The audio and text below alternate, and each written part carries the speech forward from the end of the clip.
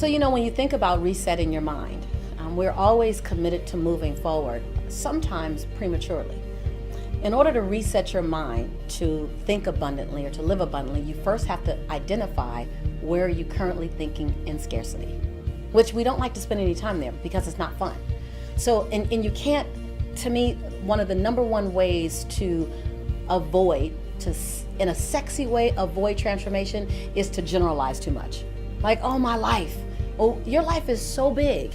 What areas of your life are you currently thinking in scarcity? Oh, in my relationships. What part of your relationship? There's 4 different types of relationships. There's romantic, there's family, there's colleague, and there's community. In what areas? My finances. What kind of finances? Your income or your outflow? Your debt management or your wealth building? So the number one way you push past a limiting belief system is that you identify where it's limited. And it's almost like going to the doctor saying, Doc, my left arm really hurts. He's not just going to start working on the arm. He's going to say, where? Well, the upper part. Well, where in the upper part? Well, over here between the elbow and the shoulder. Well, where between doctors will ask you so many detailed questions so that they can go exactly to where the pain point is and relieve the pain. Treat your mindset that way as well. So when you're reaching for a more abundant way of thinking, start by saying, what frame of thinking, what mindset, what part of my mindset, what belief system must I evict to create space? Let me give you another example. Your hand. Your hand can only hold on to so much, right? So if your hand is already full of limiting thoughts, I'm not good enough, I'll never have wealth, money is difficult to create, I'm always going to be overweight, people can't be trusted. If your hand is already full with limiting beliefs, how can you dare hold on to an abundant way of thinking? So first, let's dismantle this truth. Let's dismantle the truth that money is hard to make. So in the past, I've made money hard to make. Money is abundant. There's enough for all of us. Money is simply a tool. Money is just dirty paper. It's a team member. Money is not the end all. Money gives you access to better memories. Okay, great. Let's work on that. And now let's work on I'll always be broke or whatever the mindset is, right? And the reality is, no, if you want to have more money coming in or you want to have more money in your bank account, then keep more than you spend. So how can we do that? So you have to be willing to be mildly to moderately to significantly inconvenienced possibly in order to keep more than you spend, possibly. Or you want to grow your top line and get more revenue. You want to create, you might lose a little sleep.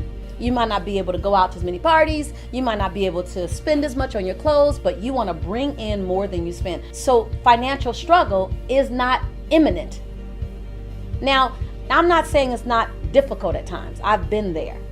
But it's not imminent. It's not your destiny. So notice how I can go and I can dismantle each belief system, even if you don't believe this new truth yet, which I've given you plenty of exercises around adopting a new mindset. You can't visit a new mindset. You got to go to a new mindset. You got to park. And you got to constantly revisit that mindset called possibility. So when you talk about how do I shift my mindset to abundant thinking, first, evict the negative thinking. Now, that's not an overnight thing. Like download, it's evicted. There's no sprinkle fairy dust in this journey. There's no magic potion. There's no magic wand. This is an ongoing, it's like a muscle. It's like your abs. It's like your triceps and your biceps. I've talked about that before. You got to build that muscle, but you first have to identify what muscle do I want to build. I want to build the belief system around financial abundance in my life. Go that laser. I want to build the belief system around love, a healthy love relationship for me. Okay, then go there. Energy grows where energy goes, right? So what do you need to know and learn? Whenever I want to take on a new belief system, first I spend time identifying my current limiting belief system in that area. It's ugly, it's uncomfortable, I unpack it. Then the second thing you do is identify the results that limiting belief system has brought into your life. Now that really isn't fun. It's funky. It feels like you're sludging through the mud. You start feeling like an idiot. You feel like a nut. You're like, who am I? I'm brilliant in this area. How could I still be thinking this? Because you're normal, you're human, and humans are full of imperfections. Oh, and we're managing our dysfunction. That's just who we are. There's no perfect human, right? So what does it create in your life? What does it cost you? Because I think when you become really clear of the cost, then you become really clear that you don't want to pay that cost again.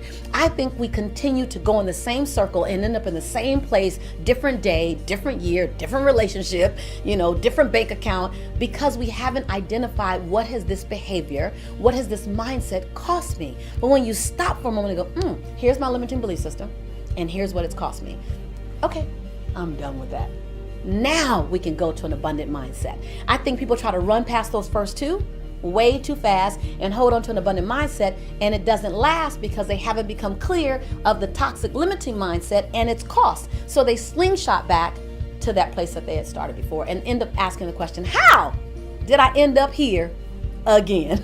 Right? We've all said that. I've asked that question a little over 100 times, right?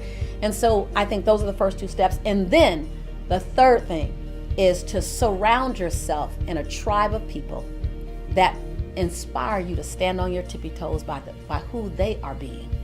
And in order for you to stay in their proximity, you need to innately grow who you are in order for you. Now, they don't use it as a doorway or pathway or rites of passage, but in order for you to feel comfortable in their presence, you got to tippy toe naturally.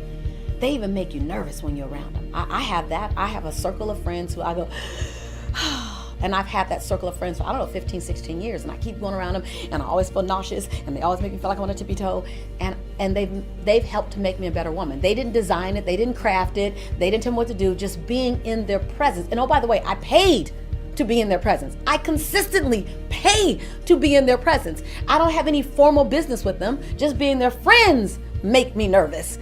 Because they play so big in the world, they serve so big in the world, they give so big in the world, they at a cellular level, they are transformation, like they're the real deal. And so I want to stay in their presence, so I maintain my level of work. And so those are the three things that you do to go from a limiting belief system mindset to a mindset of abundance. That's the beginning. There are a lot of things in between, but those are the big anchors that I recommend.